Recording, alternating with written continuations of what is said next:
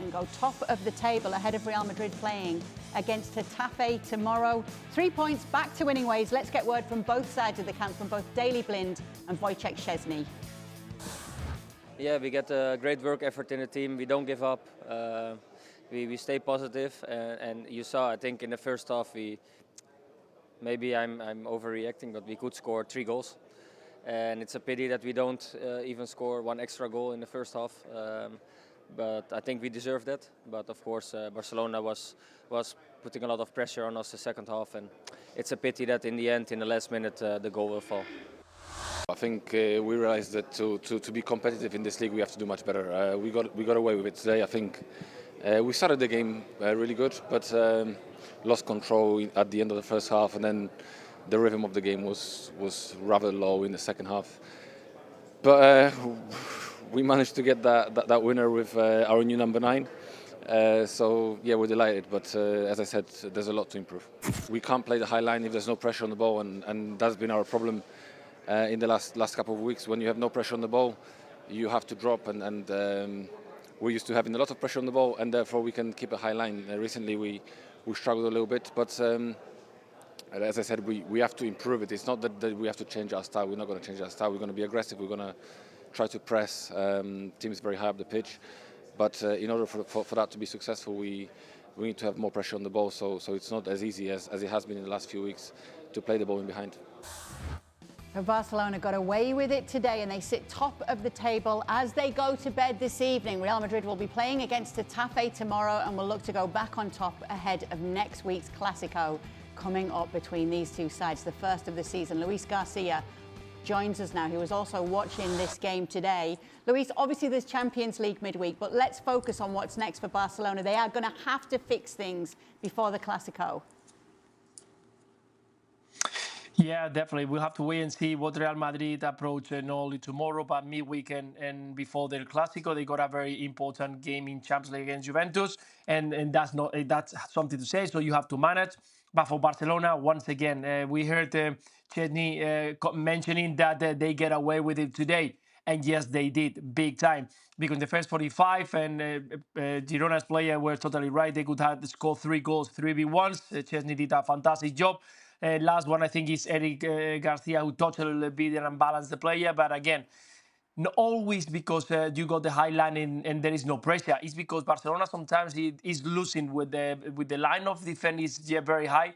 They are losing the ball quite easily, and then they are in a transition. And in transition, they are struggling so much, something that we've seen so far in the last year and a half, and we see that they are not changing. Yeah, they're not going to change, but they have to fix it, and they have to fix it quick, because now you get away with it because there is the start of the season, because there is still a lot of games to be played.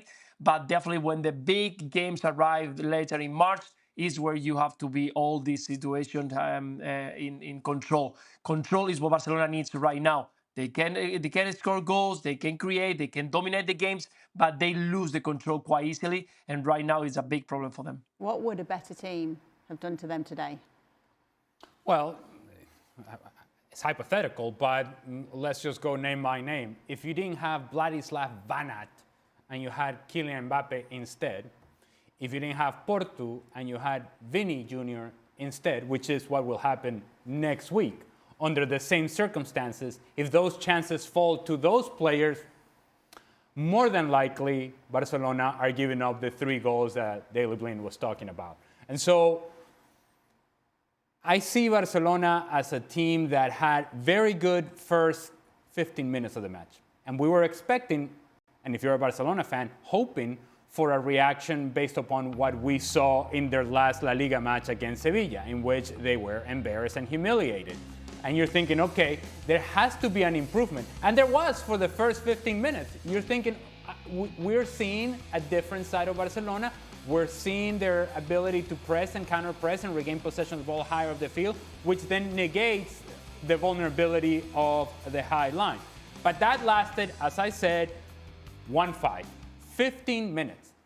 Beyond that, once Girona took a step forward and they started to play the ball in behind, and they started to win the ball higher up the field, and Barcelona started to lose the ball in bad areas, then all of the vulnerabilities came back, all of the issues came back, And this performance, particularly in the first 45 minutes, was no different than what we saw against Sevilla.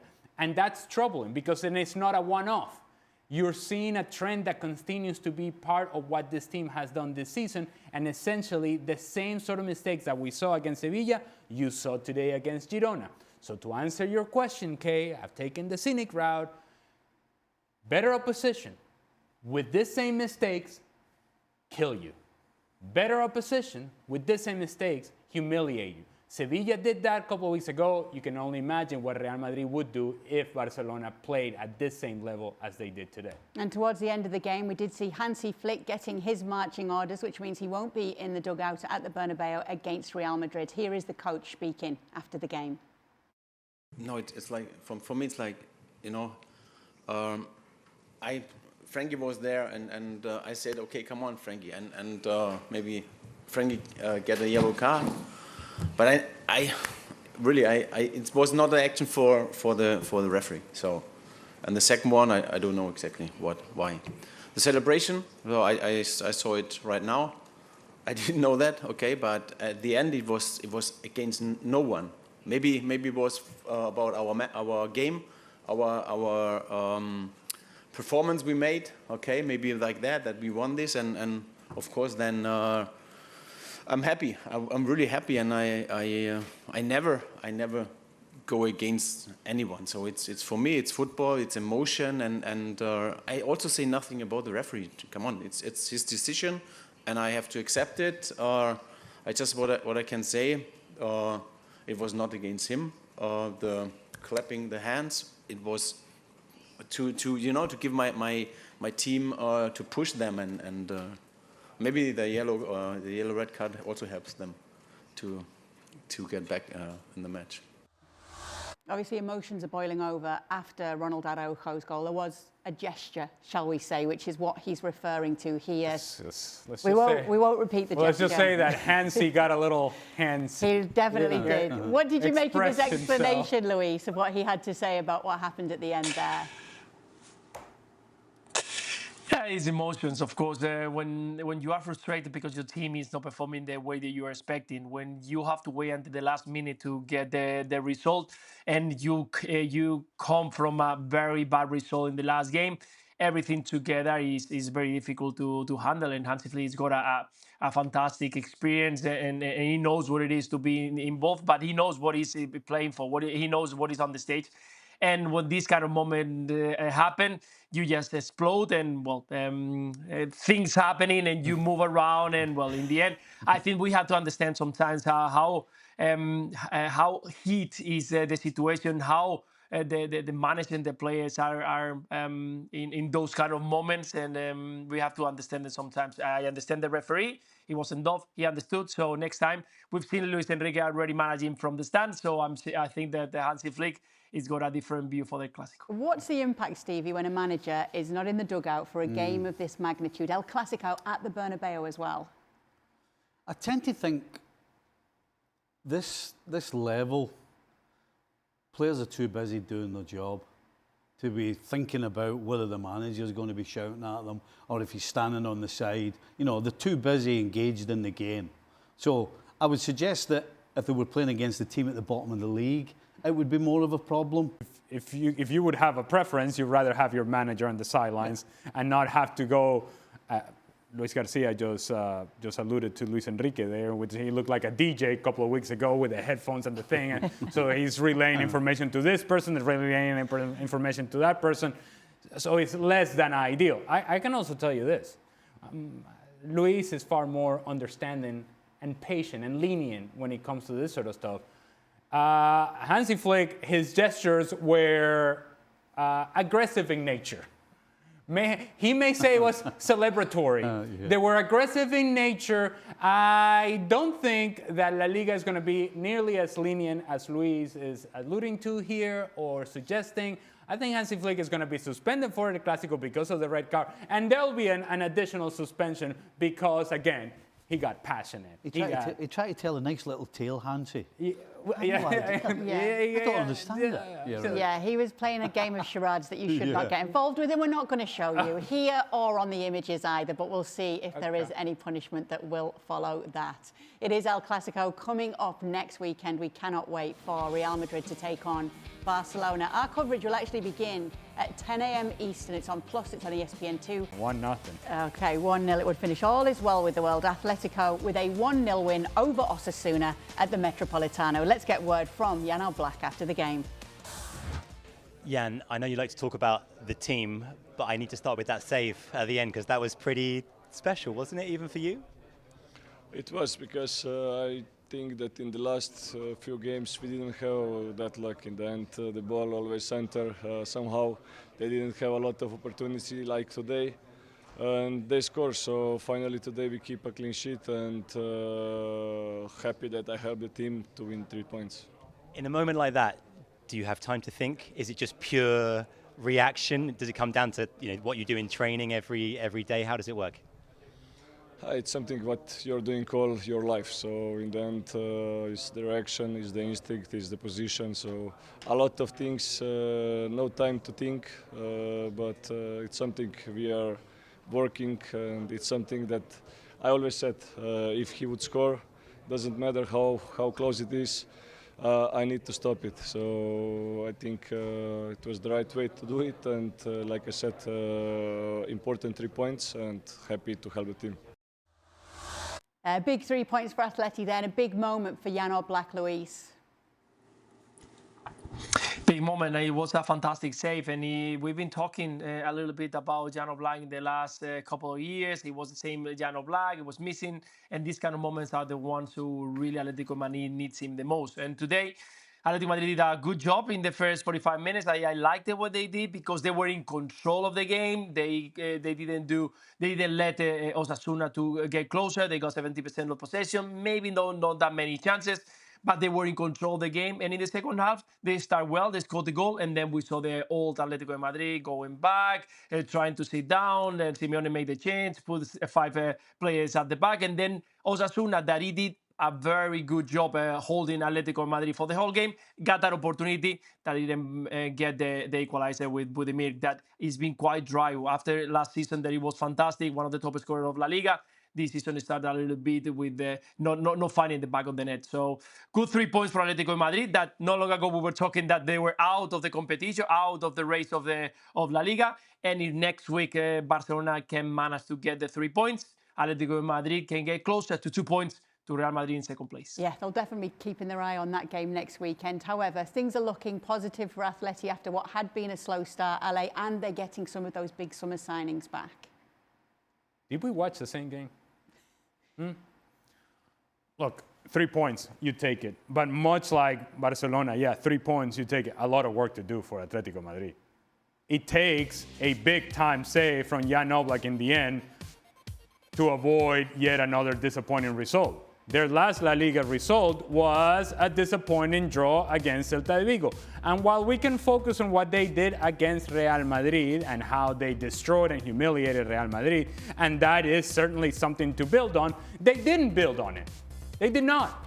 They play against Eintracht Frankfurt in Champions League, they score another 5 goals, and you're thinking Atletico Madrid is back, and then they do something that I suppose we have to come to expect from Atletico Madrid in the last few seasons. And they elevate the expectations and they bring it right back down. They dropped 2 points against Celta de Vigo, and today they were fortunate not to drop another 2 points at home. This is a team that you can get excited if you want to, but realistically speaking, they're unable to string performances together. When it comes to go punching above their weight and going against Real Madrid and its emotion and its intensity and its urgency, it's us against the world, sure. But when it comes about them being the ones that need to create, that need to have the possession, that need to have dynamic movement, that need to complete passes in the attacking half, that need to create opportunities and score goals, no, it doesn't happen regularly. So I'm not nearly as positive about Atletico Madrid. Yes, they're in this race, but are they really? I don't think so, unless they're able to string results with consistency, and they haven't done that this season. Okay, thanks so much to Luis Garcia for being with us. He's in Hong Kong at the moment, so we're going to let him get some rest as he's on his world travels, as per usual. Has a man purse with him, a merce, so that he's Luis, thank you so much for being with us. We'll hear from you again very soon, my friend. Did you see it in the background, Steve? Yeah, he's got a man purse. Big 3 points, another win for Bayern Munich. They are absolutely flying this season. We had our whole team on the ground in Munich today. Let's get word from them after this clash. Harry Kane can't stop scoring and Bayern can't stop winning. How would you describe their performance today, Harry? It was a good performance. You know, I feel like after the international break, the first game back is never easy. A lot of players getting back late Wednesday, late Thursday, and you're playing against a really good side. So for about 50, 60 minutes, I thought we dominated. We controlled the game. The first half, we probably should have been 2 or 3-0 up. But you give these type of teams a chance and it gets difficult, and obviously done well to get the second goal and then conceded straight after, which was annoying, but overall we can be really pleased.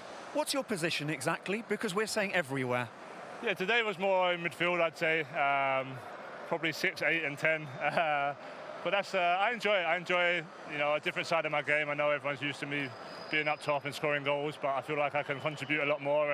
And today was the prime example. I still managed to obviously get on the score sheet, which was nice, but ultimately it was more about defending, about tackles, about picking up second balls, and then playing the passes in behind, which worked pretty well. Just finally a word on the goal. Right timing with getting the movement off your man? Yeah, I weren't really picked up, and then it was kind of, they have like a weak zone at the front, so we said before the game to try and get bodies in there, and obviously I just used my body well against one of their players and was able to flick it on, and it was a nice goal. First goal, header, Harry Kane. You think it was maybe a foul or not? Yeah, so, Basi, you know, in England, you will never whistle this. Yes. Of course. But from my perspective, the referee today, and usually I'm not doing this, was very poor.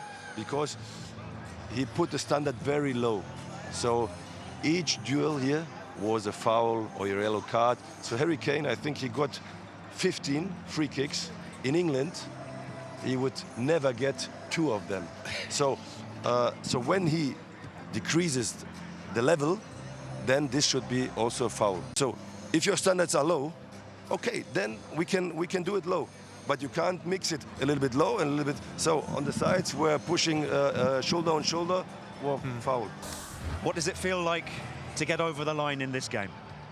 Yeah, really important. Especially today, the way we won in the second half was really important for us as a team, for the team spirit. Yeah, to develop as a team. Of course, we want to play like in the first half. This was really close to this, what we want to do. But in the second half, we had to suffer. Dortmund was way better in the game, but at the end, they could feel that it's not easy to win against us. Bastian? I would assume that you've got a question for him. Was impressed about your touch in the first half. Oh, no, against Gross. Everybody was. We were talking about it 1 minute. You know which touch we're talking about, right? Yeah. No, and it's not played. It's just a feeling to be with the team, and we suffered in the second half, no doubt. But the first half was, in fact, the first half was exemplary. It was a really good first half, and the second half, like any coach that gets the 3 points, I will say without the character, without the team spirit, you don't win this game. So we showed that in the second half for sure. We were still dangerous though. So that's the one thing I take from it, is although we suffered, we were still dangerous on the counters. We were still creating moments for us. But for sure, the second half, they earned the right to be in the game, and then yeah, we'll look back at what we can improve always. But the team spirit helps us to get the 3 points as well today. Did this guy come into the dressing room and say a few words before the game? No, he came in at half-time, and that's why it was difficult. Right, Vincent, for a bit of fun now, if that's okay. Last one, yeah. Harry Kane, start, bench or sell, in a 6, an 8 or a 10. Which position? No, start in every position. It's boring. Great stuff from the team, and Bayern Munich just flying at the top of the table. Borussia Dortmund slipping down to 4th after that result, as Leipzig also played today, as did Stuttgart. We did see more Bundesliga action, but what a season it has been for Bayern Munich. You can see the goal difference as well. A big part of that, of course, goes to Harry Kane and his efforts in front of goal. It's 2-0. Erling Haaland at the double for Manchester City. Pep Guardiola joked that he was actually shortchanged by Haaland today and disappointed that he didn't score 4 or 5 in this game. Don Hutchison is joining us now, who had his eye on this game today. Looks as though City is starting to regain some confidence, Don. I think you're right, Kay. I think you're seeing a Man City side that are in the groove. Their bench was strong today. It was a funny game, actually, because I thought Everton played really well for 45 minutes. Beto had 2 big chances in the game. They could have took the lead. And watching Haaland play, he was getting frustrated because he didn't know when Savinho was going to put the ball in or Doku was going to put the ball in. And something must have happened at half-time, whether Pep delivered a team talk to tell his wide players and Foden to deliver the ball into Haaland a lot quicker, or Haaland himself had a word with the players. Second half, they give him so much service. And I think even when he scored his second goal, I think his stats were something like only 2 touches or 2 shots in the hour mark, and he scored with both of them. So very efficient. In the end, they run riot in the end. And Pep's sort of right. It could have scored a lot more. It would have been a little bit harsh on Everton, but you're looking at a City side that are flowing, they're playing well. Foden was back to his best. Doku's playing well. Your main man, Haaland, scoring goals. Marmoush came off the bench. Bernardo Silva, Bob. It's a very, very strong Man City side that we're watching at the moment. It's an 11th goal this season in the Premier League for Erling Haaland. 11 goals in 8, Stevie. Yeah, I'm not quite as high on City as Don is, quite frankly. I mean, once the first goal went in, yeah, the game was pretty much done. But I didn't see where the goal was coming from up until then. You know, Savinho had a couple of opportunities, Doku had a couple of opportunities in the first half, but they're not goal scorers. Everton could have been 2 up at half-time. Yes, Man City were the better side overall, and as I said, the game was done when the first goal went in. But I'm not convinced with this City team at all. I'm sorry, I'm not quite as high on them as Don is. And really, you have to say, what are Man City going to do if something happens to Erling Haaland? Because there's nobody else on that team looks as though they know where the goal is. I mean, you take Haaland's goals away, there's nobody got 2 goals. Foden's got 1. I think Marmoush has got 1. Reinder's got 1. What are they going to do if something happens to Haaland? I honestly don't know. Because you take this guy out of the team, and we haven't even spoken about him defensively today. I mean, on the counter, particularly in the first half, Everton looked as though they were going to create and were certainly going to create chances. Donnarumma has made a super save from Ndai. Bebo, he should have scored in my opinion. I know he was stretching. So I'm just not convinced with this Man City team. You take Haaland away, I don't know what you've got. Certainly, I don't know what you've got going forward. And defensively, they're vulnerable. Well, let's just say that for the time being, we're not taking Haaland away. He's there, and he's not going anywhere. And so what I would say, perhaps the most impressive thing about Erling Haaland today happened once the game was essentially over. We're talking about it's the 93rd, 94th minute, something like that. It's 2-0. The game is done. Everton are not coming back. You already scored 2 goals. He goes through on goal, misses the opportunity. The ball bounces back to him. He can't quite get the ball settled down to his feet, so he cannot take another shot on goal. And he falls to the ground distraught. I mean, what? Like, it's the most terrible thing that has ever happened. But it's an inside look into the mentality of a player. He's already scored 2 goals. The game is already won. And yet he's thinking more. We talk about players that have that sort of drive, and one of those players that comes to mind from the very recent past is Cristiano Ronaldo. Yeah. That 2 is not enough, that 3 is not enough, that 4 is not enough, that I'm here to score goals and I want to score more. And that reaction to some people may be unreasonable, but I can understand it, that he is so desperate to continue to score goals because I think in part he knows, Stevie, that either he scores or nobody else does. He knows full well what the responsibility is for him in this team, particularly this season. He's actually one of the best defenders at corners against. Well, yeah. He wins so many headers. So, yeah, absolutely he's the example.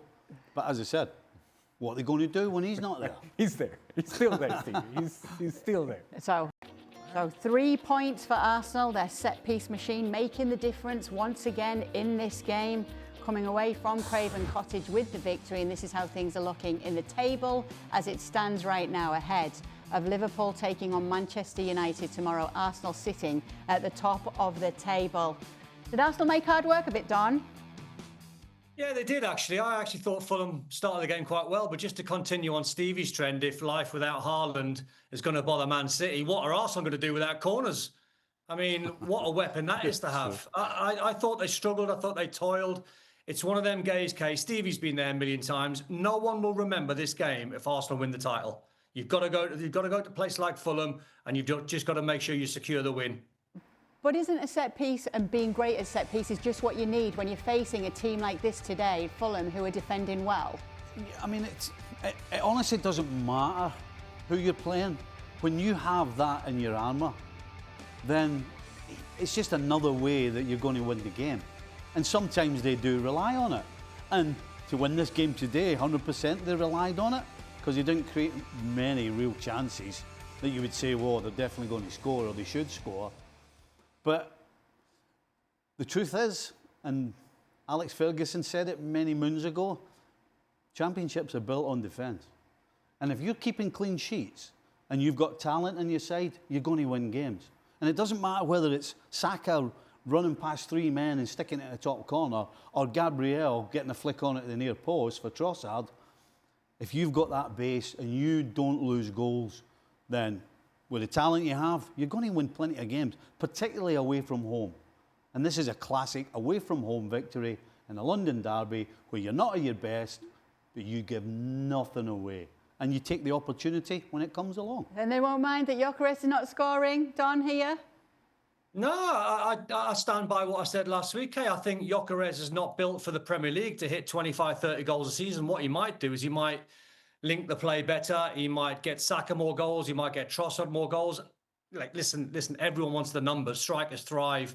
And Haaland's the best example where they want their numbers up and they want, big numbers. They want to hit 20, 25, 30 goals a season. But if he's the missing piece in terms of getting everyone else goals and they lift the title, I'm never too down whether you look at someone's numbers, as in if Gyökeres hits 17 goals and they win nothing, or if he hits 20 goals and they win nothing, or he hits 15, 16, but they win everything, take the 15, 16, do your bit for the team, get your numbers up if you can, but the wins are the most important things. Let's take a look at the title odds as it stands right now with how far we are into the Premier League season. Manchester City up there behind Arsenal and Liverpool. Are we going to be seeing more of a title challenge from City now, or has Stevie's chat today on the show swayed your decision, Don?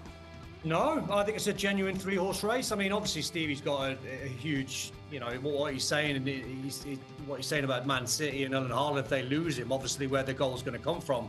So those odds would be, slashed in Arsenal and Liverpool's favour. But as Ali said, they've still got him. He's still banging in goals for fun. I look at the way they're playing. If they hadn't have lost that last-minute goal against Arsenal, he'd be looking at a team that would be 5 wins on the spin. So they're flowing, they're playing well, they're scoring goals, they're enjoying life. The bench is strong. Everyone apart from Rodri's fit. I look at Liverpool, massive game tomorrow. And all depending on what happens in that game, you're looking genuinely, if Liverpool beat Man United, a genuine three-horse race. Three-horse race for you, LA? So far, I still think that it's Liverpool and Arsenal. And just below them, Manchester City. I don't think Manchester City can sustain this Haaland dependency and not have enough productivity from people around him. So then I look at right now, which one are the best team? Well, the best team right now is Arsenal. Liverpool has the potential to be the best team, but they're not there yet. They're not even close to being there yet. The scary thing is that they can get significantly better, and without being at their very best, they're still in the conversation, very much in the conversation.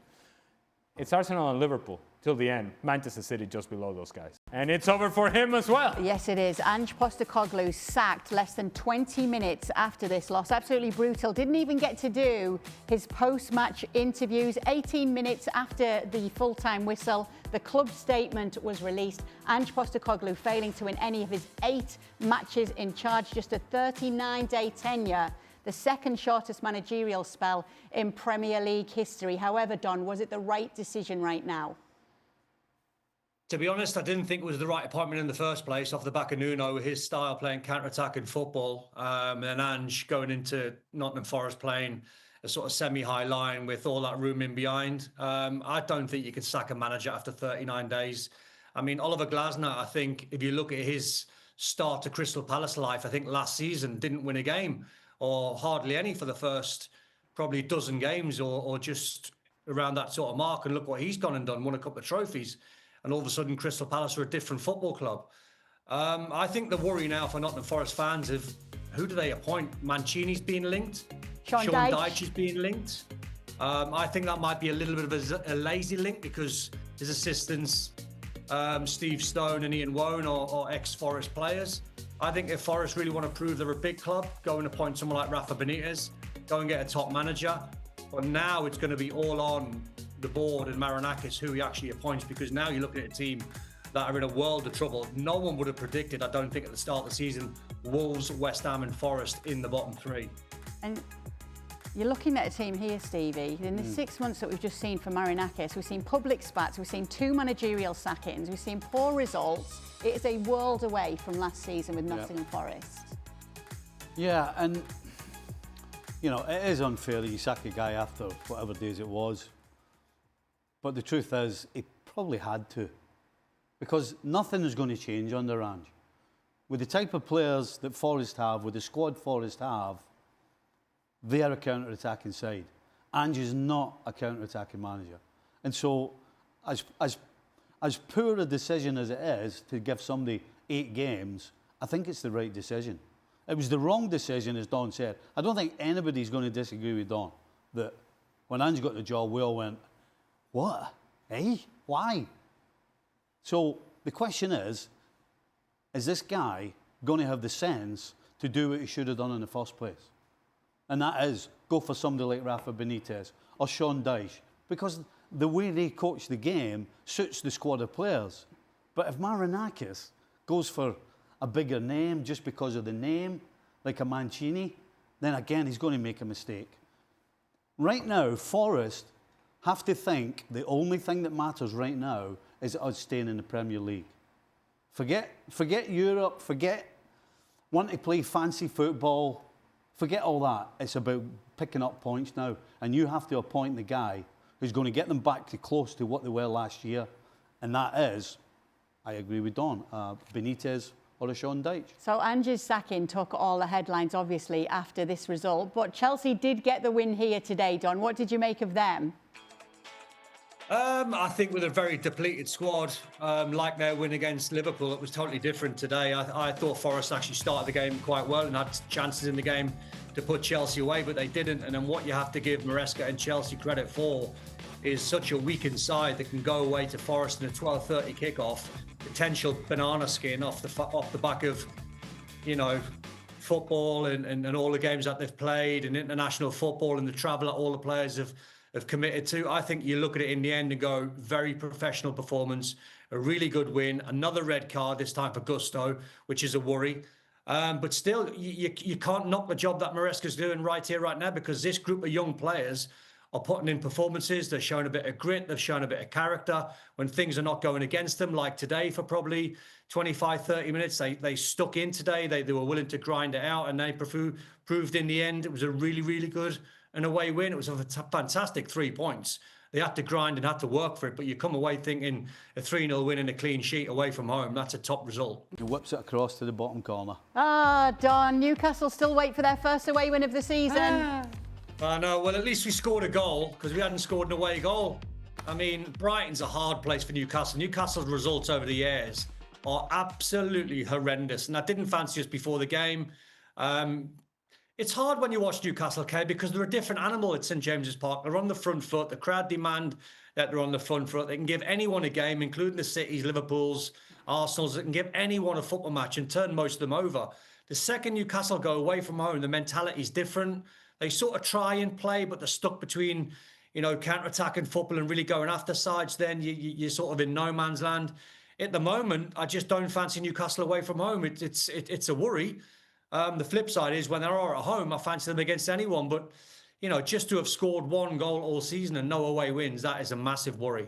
Yeah, big game coming up tomorrow at Anfield as Liverpool will take on Manchester United. Liverpool looking to get back to winning ways. Manchester United looking to make it back-to-back wins in the Premier League for the first time under Amorim as we take a look at the tail of the tape. It's not quite the magnitude you'd say when you see where United are right now that maybe this game would usually have, but nobody is picking Manchester United. Every single person has gone for a Liverpool win here, including Stevie Nicol, who sometimes gets a little bit tense when his team are in a big game. But you've gone for 2-1 here, Stevie. Why?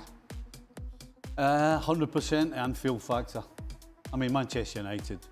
If there was one place that they could choose, if somebody gave them a wish, they would choose never to go and play Liverpool at Anfield ever again. I mean, they just, from the second they get off the bus to the second they get back on the bus, it's just an absolute nightmare. The atmosphere, usually the opposition are at their best. I mean, just everything about this fixture is just a nightmare for Manchester United. And so that's why I'm going for Liverpool, because of the game being at Anfield. You certainly can't go for Liverpool in terms of form, in terms of defence, in terms of Mo Salah. I mean, there are so many things that are not quite working right now for Liverpool, but still, it's at Anfield, it's against Manchester United. And Manchester United also you can't rely on. So I think Liverpool take it. I would love if Augie was right and it was 4-1, but I'll take 2-1 right now. Because we've seen some draws between these sides at Anfield when it comes to Liverpool and Manchester United. But Don, you've gone one more than even Stevie with a 3-1 win. I know. I mean, the shock, Mark Ogden going 4-1. I mean, total doom and gloom from Oggy. I just think it's the perfect game for Liverpool. I mean, I know United have been quite stubborn at Anfield in the last couple of years, but Liverpool won a big game. And what I mean by that, if you throw back about a month ago when Arsenal turned up, it was a big game. It was watched around the world. The players have got adrenaline. There's no need for Arne Slot to deliver any sort of team talk. The players are up for it. The fans are up for it. The intensity's there. Stevie said it's a nightmare normally for Man United. So it's a massive test for them not to crumble in this game. And if you want to try and get Florian Wirtz and Ekitike and Isak and Mo Salah all up and running, this is the game to go and do it in. That's when you'll prove, if you turn them over big time, that Liverpool are back. All right, and you will be back, Don, in Extra Time for us. Make sure to check out Extra Time every single day over on our YouTube channel when the panel answer your questions. Welcome into the latest edition of Extra Time with Ale and Stevie and Don. Some of us have been working all day. Some of us have just strolled in to do ESPN FC today. and Davey. We don't want to point their finger, but... Guilty as charged. Yep. Fair play. Yeah, fair play, lads. All right, first up, did Postecoglou have a fundamental problem of not understanding how the Premier League works? Ange at Spurs was a failure in the EPL, and Forest has been even worse. Don. Failure? I mean, he won Spurs a trophy. I mean, he can latch onto it and credit to him. And some of them Spurs players will never forget the ride they had. Yes, the EPL was a failure. I mean, finishing 17th is a disaster. And a lot of Spurs managers have been sacked for finishing 5th and 6th. I don't know about the Forest one, Kay. I just think he has to be given more time. I go back to Glasner when he got the Crystal Palace job and he's turned that club around, winning a couple of trophies and being now established Premier League side. I just think he deserved a little bit more time. Stevie, what's more annoying? Signing a player like Wirtz who doesn't perform, or losing a player like Luis Diaz who excels with his new team? Ooh. I think it's more annoying when you spend a lot of money on somebody and it's not working. Because then you've got to figure it out. At the end of the day, your attitude has to be, Diaz was great for us, he's now gone, he's playing somewhere else, good luck to you, and forget about it. So the Diaz one shouldn't annoy you. You got to look at what you're dealing with and forget everybody else or anybody else. So it would have to be the Wirtz one. Do you agree, Ale? Yeah, but I also think that maybe I'm in the minority now. I don't know. I don't know how the scales are tipping now with Florian Wirtz, but I still think that Florian Wirtz will work at Liverpool. Probably fans would think it would be more annoying for Diaz, right? Well, because they're actually paying attention to what Luis Diaz is doing. I'm sure that Arne Slot is not thinking, I wonder what Luis Diaz did today for Bayern Munich. I don't think that's how it works. And in fact, the players in the locker room are not thinking about Luis Diaz either. They're thinking about how do we go about winning the game against Manchester United this weekend? How do we go about getting the best version of ourselves? How do we go about being the best that I can be individually and the best that we can be as a team? They are not concerned about what Luis Diaz is doing, especially because Luis Diaz is in Germany. He's in another league. He's playing for another team in another league. And as we know, people in the Premier League tend to be very insular about the Premier League. He's over there. Over there. Out of sight, out of mind. I think, in all honesty, you should be far more concerned about the players that are available to you. Yeah, worry about yourself, all right? Yeah. Okay, does Nottingham Forest have more ambition than Manchester United? The owner has sacked Ange, but United are giving Amorim 3 years potentially, Don. My days. That is a great question. I mean, surely not. I mean, surely Man United's ambition is to be the very best again. I mean, they've got to prove it. But I understand the question with a bit of tongue in cheek. I mean, at least they're willing to, or at least Marinakis is brave enough, if that's the word, to sack a manager after 8 games, 39 days, where Amorim seems as though he's hanging on. Seems like it's the Ten Hag effect, where he lose a couple of games, be under pressure, win one, then no pressure, and lose a couple. So it feels like it's inevitable, only a matter of time. But you never know. A result at Anfield might just turn the tide a little bit if you can get one. What do you think, Stevie? No, and Forest don't have more ambition than United. They don't. As I said, right now... Question a little cheeky? Yeah, No, Forest... Listen, Forest's ambition right now is staying in the Premier League. I'm pretty sure Man United and Amorim's ambition is not just staying in the Premier League. So, yeah, straight off the bat. All right, it's Stevie's mint stealer who's in next, actually. Oh, nice. Given the success that players who have left Manchester United have had, is it fair to say the issue is not with recruitment, but what they do with the players once they are in the door? Well, you'd have to say it's both, innit? It's got to be both. I'm focused on Stevie's mint stealer. I'm more interested in entertainment. He's a busy man. He's a rich man because of Stevie. Yes, very much so. Well, because when you're recruiting, surely you're recruiting to fill a spot. You know, ideally, every time you bring somebody in, the idea is to make sure that he's better than the one that left, or the one you got rid of, or the one that's too old. But at the same time, you have to put players in an atmosphere where they're going to succeed. And certainly if you're the coach, you need to put them in a position on the field, and the tactics you use with the group of players on the field is so that everybody's successful. So it really is, to me, it's a 50-50 thing. Okay. Absolutely. All right, with so many contenders struggling, Ale, are Bayern Munich now the favourites to win the Champions League?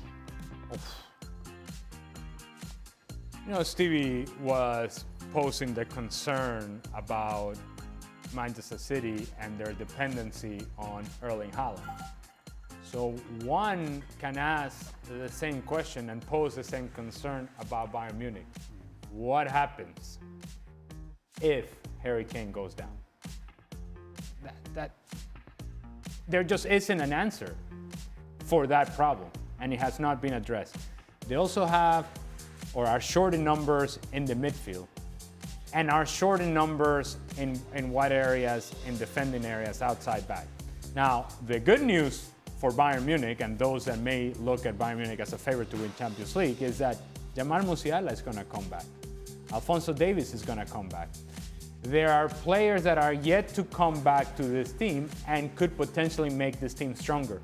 But it still goes down to Harry Kane has to be available. If he's not, then those chances that people may be talking about completely disappear, because he is so critical to everything that they do in the attack. Who's your favourite for the Champions League right now, Don?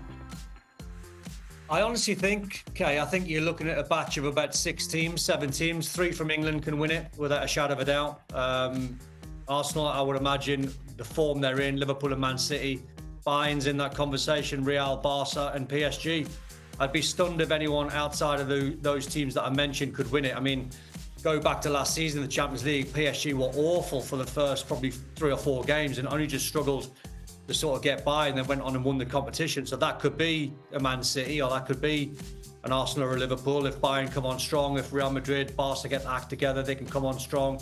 What are Real Madrid, 15 times winners? I'd never write them out. As soon as that Champions League music comes on, that seems to be a telltale sign that they will excel in the competition. So with that sitting on the fence, I think those teams that I mentioned, I'd be absolutely stunned if anyone apart from those teams win it. Let me stick with you, Don. Next question. Has Granit Xhaka been one of the best signings in the Premier League this season? Yeah, been amazing. Him and Diarra. I spoke to a friend of mine, Liam Rossigna, who is the manager at Strasbourg, and his dad, Leroy, who I know really well. And he said they've got a real player in Diarra. You know, I know we're talking about Xhaka, but the pair of them bring so much experience. And Granit Xhaka knows the game. He's experienced. He's always been a player with loads of quality. He's turning himself into a real leader. He's fit. He's like a sort of Jordan Henderson figure that when he played for Liverpool, how he's like reliant and he was consistent. And I think he's a signing that the Sunderland fans can sort of gravitate to, thinking, well, he's going to be like a solid 7.5, 8 out of 10 every single week. He's consistent. He plays well. He never lets the team down. He leads by example. So as signings go, even though they signed quite a few Sunderland, Diarra will be amazing for them because he's got everything. But at the minute, Xhaka just looks the perfect signing for Sunderland. Why are you laughing? Well, did you talk to somebody's cousin's dad, nephew? Well, he's only the manager of Strasbourg who managed Diarra, so I think he knows him pretty But well. the question was about Xhaka anyway. I know, I was just I'm sort only of saying kidding. about Diarra. Don't let him off the hook now. Don't let him off the hook, okay? He gets enough rap. Don, actually, speaking of which, is it real that you got a tweet saying that I bully you, me and Dan? Yeah, it was how, like this. How has anybody come to that conclusion? Kay, I put it to bed straight away. So someone just sort of said, I really don't like Kay. I really don't like Dan. They bully you. They've bullied you from day one. I really hate Craig because he made you cry on the show. And I'm thinking, none of this has ever happened. The only thing with Craig is I can only imagine that show I came on. When I lost my voice, I couldn't actually speak and it probably looked like I was crying. But I put it to bed straight away. I went, no, I said, the reason why Kay and Dan give us so much banter is because it comes from a good place. And they feel as though they can get the best of us and the worst of us, which to me is like a brilliant presenter. So, no, I quashed it pretty quickly. Thanks, Don. Well, really? Leave him alone. Just leave him alone. If you only, Don, if you only saw her passing out shot sheets with the anger and disdain that she does it on a date, yeah, take that. Take that. No, it's one of Hansi. It's like Hansi Flick with the shot sheets. It's one of them.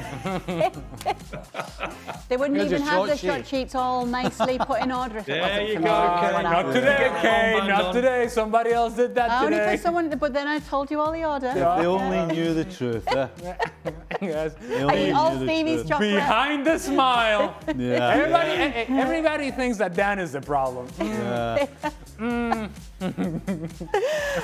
Guys, when a new signing comes in for big money, how quickly in training do the players know if he's the real deal? Also, have you been in a situation where players on the team do not rate a new arrival and it created tension? Yes, Ale? Well, you know right away. You do a 5v2 and you know right away. There are certain players that you just see them touch the ball a couple of times and you go, oh, that's different.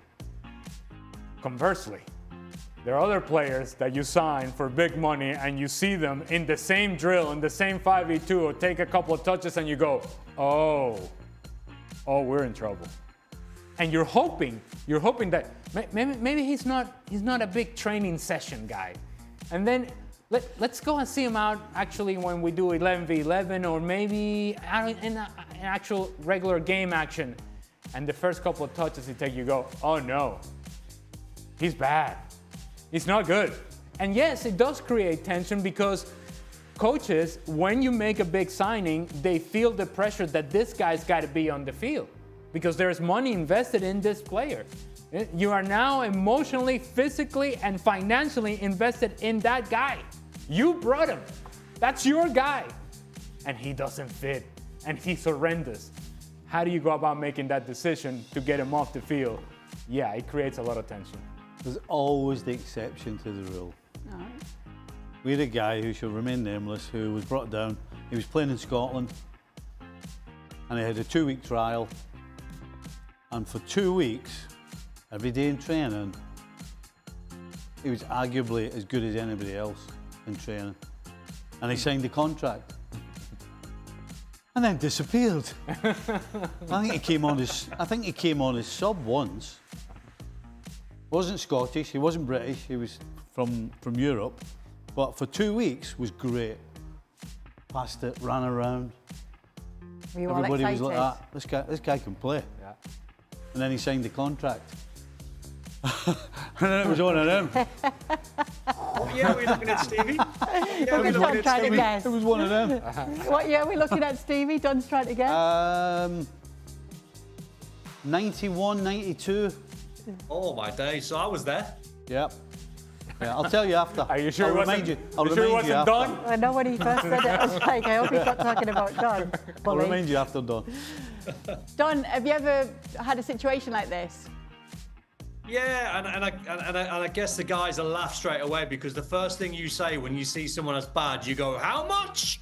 How much did he cost?" Who signed him? Honestly, it's just a typical line. Who signed And him? I'll tell you one, and I will mention his name, and I only say this because he was absolutely like a legend at his football club. But we got him at like 38, 39 when I was at Everton. It was Mark Hughes, and he was hopeless in training. It was like hilarious how bad he was in training because he was obviously getting older and he's obviously been this legendary player for Bayern and Man United and all the clubs that he played for. But like from a Monday to Friday, and Stevie's probably had loads of the guys at Liverpool who were just like bad trainers. My word, on a Saturday when he played for us, Mark Hughes, he was an animal. He was a different beast. But it was actually quite funny, like how sort of bad he was in training. And I honestly say that with all due respect, because I love him and we all loved him. But it was just we got the guy at like when he was coming off the tail end of his career. But an animal on a Saturday. Yeah, Sparky, he was like that his whole career. Everybody that ever played with him, from Man United all the way through, every single person that played with him says the same. Monday to Friday, you're like scratching your head. And on a Saturday, man of the match. Different beast. Different beast. Brilliant. And Paul McGrath. Paul McGrath was another one. Sheffield United. Paul McGrath, he had his problems, but he couldn't physically train. On a Monday, Tuesday, didn't train Monday, didn't train Tuesday. He had Wednesday off. He didn't train Thursday. He had a cup of tea on a Friday. Man of the match Saturday. Love it. Nice question. Okay, good stuff, guys. That's all we've got time for in the latest edition of Extra Time. I'm off to bully these lot now. I'll give you a break today, Don.